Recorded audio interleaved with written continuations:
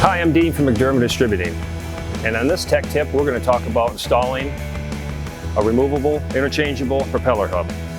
We got a 4-blade Michigan wheel, standard 202 hub kit. This is the cushion hub, aft adapter, thrust hub, and the ring that keeps the propeller from flying off after you put the nut on, obviously. What you're going to want to do here is you take the cushion hub. It only goes in one way. You can try to put it in the other way. You might be able to get it to go, but I wouldn't recommend it.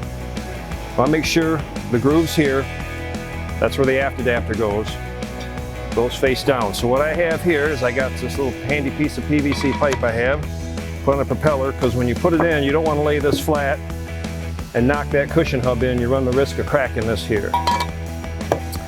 Put this here, drop the cushion hub in. I'll take the thrust washer, put it on that, give it a couple taps to get it down in.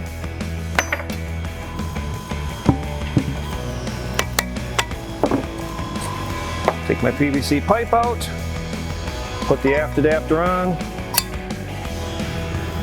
Thrust washer goes on first, then propeller, tab washer, then the prop nut. We have this cutaway here that shows what it's going to look like when it's all pressed together. You want to make sure that this edge that's cut goes in the propeller. You don't want to have it on backwards. There's a taper on this that goes on the shaft. Once you get it all together, tighten the prop to specs, bend a couple of the tab washers down, and you're good to go. Hope this tech tip helps you. And remember, at McDurmon Distributing, we're your parts professionals.